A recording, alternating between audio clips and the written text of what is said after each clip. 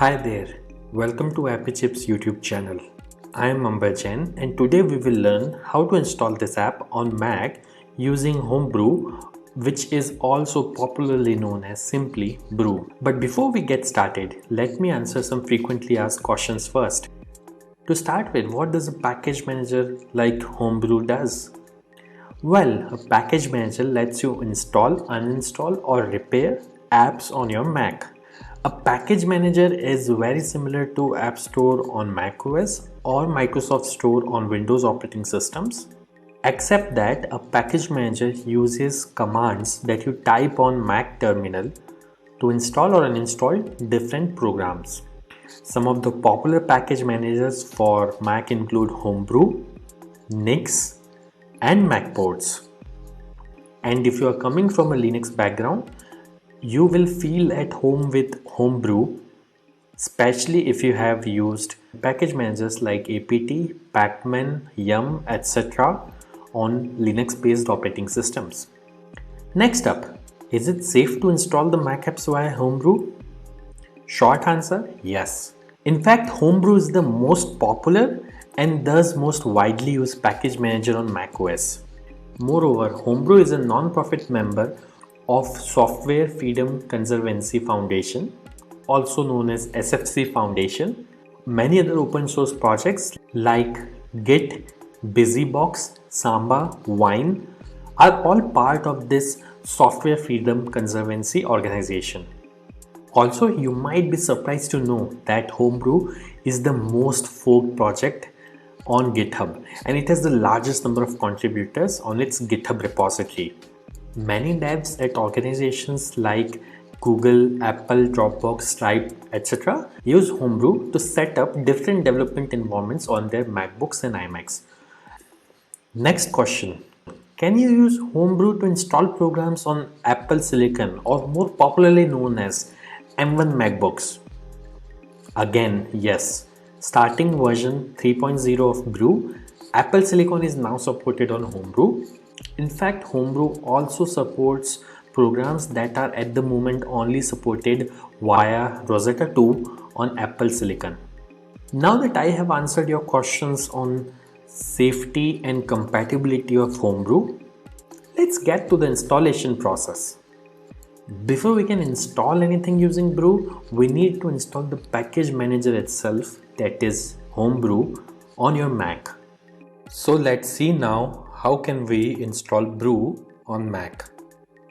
Let me open my Mac here. First, you need to press Command and space on your keyboard. This will open Spotlight Search on your Mac. And then you have to type terminal.app. You will see this terminal app. Simply double click on it to open terminal. Let me maximize this terminal window. Now we need to copy paste the command to install Homebrew from the Brew website. So open your web browser and simply go to the website brew.sh. Once you are on the website, you will see this section called Install Homebrew, which has a command that you can simply copy by clicking on this button over here. Once it is copied, you have to go back to terminal, right click, paste. Now that the command is copy paste over onto this terminal, press enter.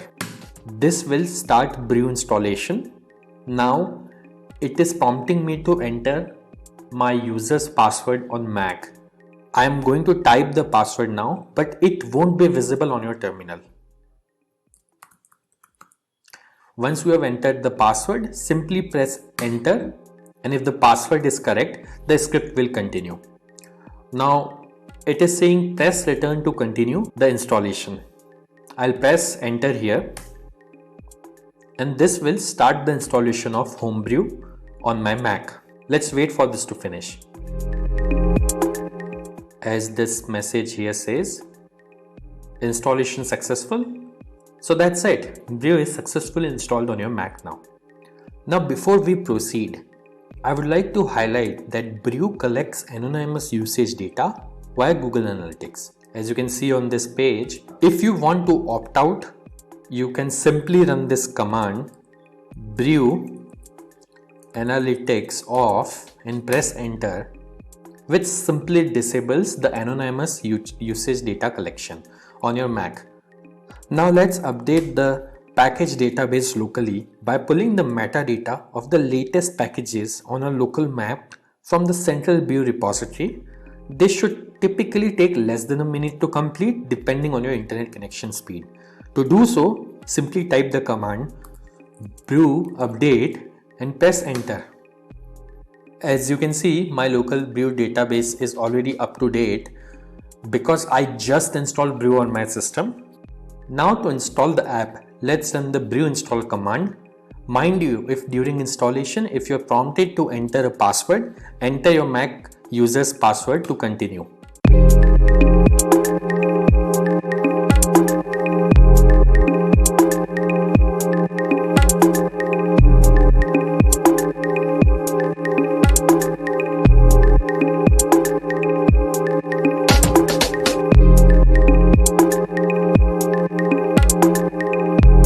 That's it. The installation was successful. If this video was useful, don't forget to hit the like button. And if you faced any problems during the installation in this video, please leave a comment below and somebody from Apichip team will reply back to you. If in future any app installed using brew stops working, then you can simply reinstall it using the command brew space reinstall space the name of the program. For example, I'll try to reinstall this program called Hello, which is already installed on my system. As you can see, it is downloading the program and it says reinstalling Hello, and now Hello is successfully installed. And if you want to uninstall any app installed using brew, simply run brew space uninstall space the name of the program. In this case, I will try to uninstall the program Hello, which is already installed on my system. As you can see, within a few seconds, it says the program is successfully uninstalled. Also, over time, brew might end up consuming disk space on your Mac as it keeps installers of the programs that you had installed on your hard disk in a cache directory. So you can use the brew space cleanup command once every 6 to 12 months to free up some space on your Mac. This command removes app installers and older versions of the packages only. It would not uninstall any of the apps that you have installed. As you can see, brew cleanup was successfully run on my system. So do subscribe to our channel as we have tutorials for installation of over 9,000 programs on Mac, which will come handy. If you need to install other apps on Mac in future, chances are that we have got it covered already.